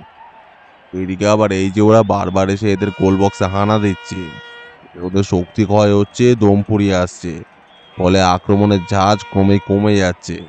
সেটা তো কারোর বোঝার কথা নয়। কথাটা ভাদুরী মশাই আমার দিকে তাকিয়ে বললেন ঠিকই, তবে কিনা বললেন আমাদের সকলের উদ্দেশ্যে। কৃপানাথ তার কথার পিঠে কিছু একটা মন্তব্য করতে যাচ্ছিলেন, কিন্তু তিনি মুখ খুলবার আগেই 21-22 বছরের এক কালো, লম্বা ও লোহা পেটানো পেশল শরীরের একটি ছেলে এসে বলল, জ্যাঠামশাই আর তো সহ্য হচ্ছে না। কৃপানাথের মুখ দেখে মনে হলো তিনি ভয় পেয়ে গেছেন। শুকনো গলায় বললেন, কেন, নতুন করে আবার কি হলো? ওদের কোচটা বলছে যে এখন এলে পকেট মার যায়। টিম নিয়ে চোরছাচরদের জায়গায় খেলতে আসাই উচিত হয়নি। এতে এত রেগে যাচ্ছিস কেন? সকলের সব কথা কি ধরতে আসে? আপন মনে তো কতজনে কত কথাই বলে, সেসব কথা না নিলেই হলো। আপন মনে বলেনি জ্যাঠামশাই, চেঁচিয়ে 5 জনকে শুনিয়ে বলছিল। তুই নিজের কানে শুনেছিস? তবে শঙ্কর আর নেপাকে আমি ওর খুব কাছেই দাঁড় করে রেখেছিলাম, তারাই শুনেছে। বলেন তো দুঘা লাগিয়ে দিই? আরে না না, ও সব করতে যাস না। তো কি হবে জানিস? কি হবে? বাইরে থেকে কোনো টিমই আর কখনো এই টুর্নামেন্ট খেলতে আসবে না। না না, যে যাই বলুক, তোরা বাবা একটু শান্ত হয়ে থাকতো। ঠিক আছে জ্যাঠামশাই, আপনি যখন এত করে বলছেন, আমাদের ছেলেগুলোকে তাহলে আরও সামনে রাখার চেষ্টা করছি। কিন্তু ফের যদি ওই লোকটা ওরকম কোনো কথা বলে তাহলে কিন্তু আগুন জ্বলবে। সদানন্দবাবু যে ঘাবড়ে গিয়েছেন সেটা তার মুখ দেখেই বোঝা যাচ্ছিল। সদানন্দবাবু খেলার উৎসাহ চলে গিয়েছিল। ভাদুরী মশাইয়ের দিকে তাকিয়ে বললেন, কি ব্যাপার মশাই, সত্যি সত্যি আগুন জ্বলবে নাকি? সবই তো বোঝেন। একটা কথা জিজ্ঞেস করছি, কিছু মনে করবেন না। খেলাটা কি শেষ পর্যন্ত দেখতেই হবে? সে কি মশাই, এমন হাড্ডাহাড্ডির লড়াই, কে হারে কে জেতে কিছুই বোঝা যাচ্ছে না। এই খেলা শেষ পর্যন্ত না থেকে উঠে যাবেন? না মানে শরীরটা একটু খারাপ লাগছে কি না, তাই ভাবছিলুম। ভাববার কিছুই নেই, নিশ্চিন্তে থাকুন, আগুন জ্বলবে না। ওসব কথার কথা। তাছাড়া খেলা তো প্রায় শেষ হয়েই এলো, আর মাত্র 10টা মিনিট। দুঃখা দুঃখা, এই 10টা মিনিট এখন ভালোই ভালোই কাটলে বাঁচি। আশ্চর্য কাণ্ড, ওই মিনিট 10কের মধ্যেই খেলাটা দুম করে বদলে গেল। পোড়াবাজারে সেই মানিকজন নিজেদের মধ্যেই বল দেওয়া নেওয়া করতে করতে একটু বেশি রকমেরই বিপজ্জনক হয়ে পড়েছিল। একেবারে শক্তিনগরের বাক্সের সামনে। সেখান থেকে তাদের মধ্যে একজন হঠাৎ বাঁ দিকে স্টপার কেকে কাটিয়ে গোলে শট নেয়। কিন্তু একে তো শক্তিকরের গোলকিপার, আর ডান দিকে স্টপারে ততক্ষণে জায়গা মতো পজিশন নিয়ে গোলের মুখটাকে খুব ছোট করে এনেছে। তার উপর আবার ফরওয়ার্ড লাইনের খেলোয়াড়টি খাটুনির চাপ ইতিমধ্যে বড্ড বেশি হয়ে যাওয়ায় তার শটে তেমন একটা জোরও ছিল না। ভূতনাথ ওদিকে বক্সের কাছাকাছি একটু ফাঁকা জায়গায় এসে দাঁড়িয়েছিল। করানের শটটিকে হাতে নিয়ে গোলকিপার সেটিকে ভূতনাথের দিকে ছুটে দেয় এবং দিতেই ট্র্যাপ করে ভূতনাথ ততক্ষণে এমনভাবে ছুটতে শুরু করেছে যে বুঝতেই পারা যায় এরকম একটা সুযোগের প্রতীক্ষাতেই সে ছিল। পোড়াবাজারের গোলকিপার আর স্টপার ছাড়া বাকি 9 জন খেলোয়াড়ই তখন শক্তিনগরের গোলের দিকে উঠে এসেছে। বলতে গেলে বাদবাকি মাঠ একদম ফাঁকা। স্টপারটি তাকে আটকাতে এসেছিল, কিন্তু সেটা 1 সেকেন্ডের জন্য থেমে হঠাৎ গতি বাড়িয়ে ভূতনাথ একেবারে ছিটকে বেরিয়ে যায় তার পাশ দিয়ে। গোলকিপার বিপদ বুঝে সামনে এগিয়ে এসেছিল ঠিকই, কিন্তু ভূতনাথ তাকে কাটাবার চেষ্টা না করে ডান পায়ে ছোট্ট একটা টোকায় বলটাকে তার মাথার ওপর দিয়ে গোলে পাঠিয়ে দেয়। শক্তিনগরের বাসিন্দারা তো খেলা শুরু হওয়ার ঘণ্টাখানেক আগে থেকেই দলে দলে মাঠে এসে জমায়েত হয়েছিলেন। সেই জমাট ভিড়ের ভেতর থেকে পরক্ষণে যে চিৎকারটা ওঠে, যদি শুনি সেটা বর্ধমান শহর থেকেও শোনা গিয়েছিল তাহলে অবাক হব না। সেটা অবশ্য শেষ জয়ধ্বনির নয়। খেলা শেষ হতে হতে আরও 6-7 মিনিট বাকি। তারই মধ্যে আরও দুবার জয়ধ্বনি ওঠে। 3টি গোলই ভূতবাবুর। তার মধ্যে শেষ গোলটা হলো এই বাইসাইকেল কিক থেকে, আর সেটা আসার সঙ্গে সঙ্গেই বেজে উঠল রেফারির হুইসেল। একবার নয়, 2বার। একটা পাশে গোলের আর অন্যটা খেলার শেষের। খেলা শেষ, কিন্তু উত্তেজনা শেষ নয়। শক্তিগড়ের বাসিন্দারা তারস্বরে চেঁচাচ্ছেন। জনা কয়েক খেলোয়াড় ভূতকে কাঁধে তুলে নিয়ে ঘুরছে। কৃপানাথের চোখ দিয়ে জল গড়াচ্ছে, আর পোড়াবাজার কোচটি তার মধ্যেই চেঁচিয়ে কিছু একটা বলার চেষ্টা করছে, কিন্তু সেটা যে কি তার চারপাশে তুমুল হট্টগোলের মধ্যে তার কথাগুলো চাপা পড়ে যাওয়ায় সেটার কেউই বুঝতে পারছে না। সদানন্দবাবুর ভয় কেটে গিয়েছিল। উত্তেজনায় তিনি টকবক করে ফুটছিলেন। ভূতনাথে খেলা দেখে তিনি এতই মুগ্ধ যে পুরস্কার বিতরণের সময় তার নামে একটি মেডেল ডিক্লেয়ার করে দিলেন। ওদিক থেকে পাওয়া যাচ্ছে সদানন্দবাবুর গলা। শিল্ড ফাইনাল জিতল কে? শক্তিনগর ইউনাইটেড। আবার কে? বার কয়েক পাড়া প্রদক্ষিণ করে দত্তবাড়ির সামনে জমায়েত হওয়ার পর তাদের মধ্যে ল্যাংচা বিতরণের পর্বও শেষ হয়েছে। এদিক ওদিক থেকে তার পরেও যে জয়ধ্বনি উঠছে না তা নয়, 2-4টে বোমা পটকাও ফাটছে মাঝে মধ্যে। তবে খানিক আগের সেই মত্ত ভাবনা এখন আর নেই।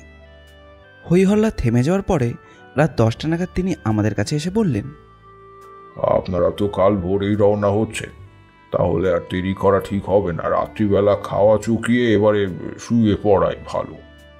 শুতে শুতে শেষ পর্যন্ত সেই 12টাই বাজলো। তার আগে কালকের মতো আজকেও দোতলার বারান্দায় এসে বসেছি।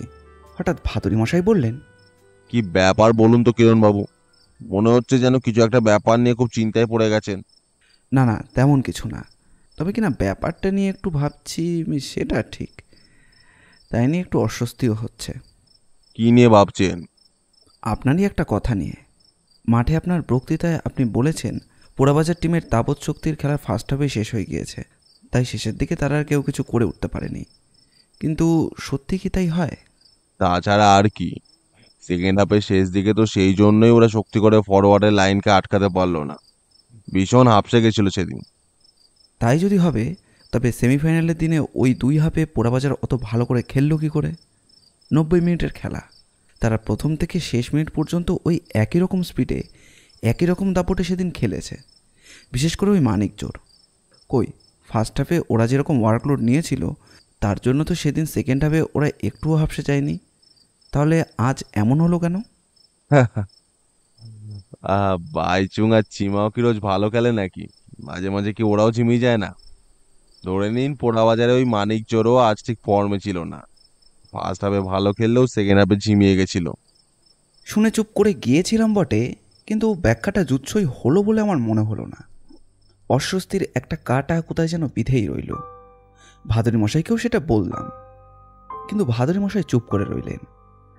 আমি নিজের মনে মনেই বললাম, যাই বলুন না কেন মশাই, ধাঁধাটা কিন্তু কাটল না। আজ 14 এপ্রিল, সোমবার। ভোর 6টায় শক্তিগড় থেকে রওনা হয়ে 8:30টায় বালি ব্রিজ পেরিয়ে দক্ষিণেশ্বরে পৌঁছই। ভেবেছিলাম 9টার মধ্যেই শিয়ালদা আমাদের বাড়িতে পৌঁছে যাব। সেখানে আমাকে আর সদানন্দবাবুকে নামিয়ে ফ্লাইওভার পেরিয়ে ফের উত্তরমুখী হয়ে আপার সার্কুলার রোড ধরেই ভাদুরী মশাইয়ের কাকুর কাছে চলে যাবেন। কিন্তু আজ বাংলা নববর্ষ, স্কুলের ছেলেমেয়েরা নানা জায়গায় মিছিল বার করেছে, ব্যান্ড পার্টিও বেরিয়েছে এখানে ওখানে। ফলে ইতস্তত গাড়ি ঘোড়া আটকে নেওয়া জ্যাম কম হচ্ছে না। দক্ষিণেশ্বর থেকে শিয়ালদা পৌঁছতেই তাই পাক্কা 2 ঘন্টা লেগে গেল। দুপুরে একটু দেরি করে অফিসে গিয়েছিলাম, ফিরতে ফিরতে রাত 9টা। তারপর স্নান করে রাত্রের খাওয়া দাওয়া চুকিয়ে বসার ঘরে একটি সিগারেট ধরিয়ে বিশ্রাম নিচ্ছি। নতুন একটা বই বেরোচ্ছে, পাবলিশার তার প্রুফ দিয়ে গেছে।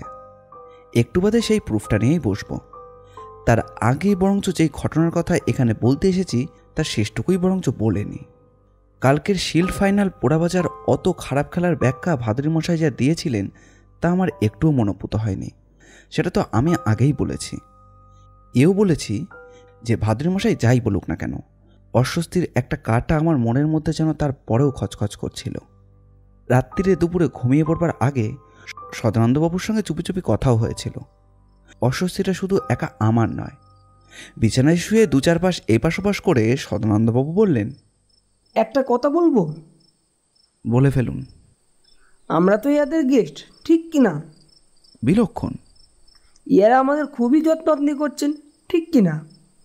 সে আর বলতে, পঞ্চব্যঞ্জনের বদলে 55 ব্যঞ্জন খাওয়াচ্ছেন বললেও ঠিক হয়, তাই না? অবশ্যই। তার উপরে দেখুন, মুখ ফুটে কিছু বলবার আগেই এরা স্পেশাল অর্ডার দিয়ে 3 হাঁড়ি ল্যাংচা আনিয়ে রেখেছেন। কেন জানেন? কেন? কাল সকালে আমাদের গাড়িতে তুলে দেবেন। বলেন কি? ঠিকই বলছি। এবারে আপনি বেশ ভেবেচিন্তে একটা কথা বলুন তো। কি বলবো? যারা আমাদের জন্য এত করছেন, শিল্ড ফাইনালে এই যে তারা জিতলেন, এতে তো আমাদের খুশি হওয়াই উচিত, তাই না? না না, তাড়াহুড়ো করতে হবে না, বেশ ভেবেচিন্তে বলুন। এত ভাববার কি আছে? নিশ্চয়ই খুশি হওয়া উচিত। কি হলো, চুপ করে গেলেন কেন? কি আর বলবো বলুন? খুশি হওয়াই যে উচিত তা কি আর আমি জানি না? জানি, কিন্তু হতে পারছি কোথায়? তার মানে? মানে আর কিছুই নয়, ব্যাপারটা একটু ফিসি লাগছে। আপনার লাগছে না? পোড়াবাজারের ওই ছেলে দুটোর কথা ভেবে কথা বলেছেন, তাই তো? এক্স্যাক্টলি। পরশু ওরা অত ভালো খেলেছিল, আজও ফার্স্ট হাফে দাপিয়ে খেলেছে, অথচ তারপরে কেমন যেন চুপসে গেল। কোনো মানে হয়? ভাদুরী মশাই তো বললেন ফার্স্ট হাফে অত দাপিয়ে খেলার জন্যই সেকেন্ড হাফে হাফসে গেল, তখন আর দম পাইনি। সে তো উনি আর বক্তৃতাতেও বলেছেন, আবার একটু আগে বারান্দায় বসেও বললেন। কিন্তু আপনাকে ওই কথাটা যখন বলেন তখন ওর মুখটা দেখেছিলেন? না তো। দেখলে বুঝতেন যে ওটা ওর মনের কথা নয়। এটা কি করে বুঝলেন? মুখ দেখে বুঝলাম। উনি তখন মুখ টিপে হাসছিলেন। অস্বস্তি তো একটা ছিলই, সদানন্দবাবুর কথা শুনে সেটা আরও বেড়ে যায়। তবে কাল রাত্রি এই নিয়ে আর কথা হয়নি। দিনটা ঘোর উত্তেজনার মধ্যেই কেটেছে। খেলা শেষ হওয়ার পর আর সকলের সঙ্গে গলা মিলিয়ে আমিও নেহাত কম চেঁচাইনি। হয়তো সেই জন্যই একটু ক্লান্ত হয়ে পড়েছিলাম। খানিক বাদেই তাই ঘুমিয়ে পড়ি, কিন্তু মনের মধ্যে একটা অস্বস্তি থেকে গেলে যা হয় আর কি। ঘুমটা বিশেষ সুবিধের হলো না। আজ খুব ভোরে ঘুম থেকে উঠেছি। সির্ফ চা বিস্কুট খেয়ে কাটায় কাটায় 6টা আমরা দত্তবাড়ি থেকে বেরিয়ে পড়ি। শক্তিগড়ে আসার পথে কলকাতা থেকে মগরা পর্যন্ত আমি গাড়ি চালিয়ে এসেছিলাম। সেখান থেকে শক্তিগড় পর্যন্ত স্টিয়ারিং হুইলে ছিলেন ভাদুরী মশাই। ফিরতি পর্যন্ত আমরা যে মগরা পর্যন্ত গাড়ি চালাবো, সেখান থেকে কলকাতা পর্যন্ত ভাদুরী মশাই এটা আগেই ঠিক করা হয়েছিল। সেই অনুযায়ী মগরা পৌঁছে রাস্তার ধারে একটি চায়ের দোকানের সামনে গাড়ি দাঁড় করিয়ে ভাদুরী মশাইকে বলি, নিন আপনি এবার স্টিয়ারিংয়ের হুইসেলে এসে বসুন। তা বসছি, কিন্তু তার আগে একবার চা খেয়ে নিলে হতো না? বিলক্ষণ। চায়ের দোকানের সামনে গাড়িটা দাঁড় করিয়েছি। জানলা দিয়ে মুখ বাড়িয়ে ভাদুরী মশাই দোকানিকে বললেন, 3টে চা দিন তো, দুধ আর চিনি কম দেবেন, আর চা বেশ কড়া হওয়া চাই। বলে আমার দিকে তাকিয়ে বললেন, আপনার ধাঁধা কেটেছে? না। ঠিক আছে, সেটাই কাটিয়ে দিচ্ছি, নইলে মগরার বিখ্যাত চা খেয়েও আপনার শান্তি হবে না। আরে মশাই, কালকের খেলার প্রথম হাফে অত লম্পজম্প করার ফলে পোড়াবাজার যে সেকেন্ড হাফের শেষের দিকে একবারে ঝিমিয়ে গিয়েছিল, সেটা তো স্বাভাবিক। এই কথা কেন বলছেন? সেমিফাইনালের দিনেও তো ওদের খেলা আমরা দেখেছি। সেদিন কিন্তু দুটো হাফে ওরা সমান দাপটে খেলেছিল। কালকের খেলাকে সেজন্যই আমার একটু অস্বাভাবিক লেগেছে। আপনাদের মুশকিল কি হচ্ছে জানেন? যা স্বাভাবিক তাকে আপনারা অস্বাভাবিক ভাবছেন, আর অস্বাভাবিকটাকেই ভাবছেন স্বাভাবিক। তার মানে সেমিফাইনালের দিন ওরা যা খেলেছে সেটা মোটেও স্বাভাবিক খেলা নয়। শুরু থেকে শেষ অবধি পুরো 90টা মিনিট কেউ এরকমভাবে সমানভাবে দাপটে খেলতে পারে না, বিশেষ করে চৈত মাসের চাঁদি ফাটা রোদ দূরে। না না, ওটা সম্ভব নয়। তাহলে ওরা পারলো কি করে? সেটাই হচ্ছে কথা। সেদিন যে ওরা পেরেছিল, নিশ্চয়ই তার একটা কারণ ছিল। আবার কালও যে ওরা পারেনি, তারও নিশ্চয়ই একটা কারণ আছে। হেয়ালি হয়ে যাচ্ছে, বড্ড হেয়ালি হয়ে যাচ্ছে ভাদুরী মশাই।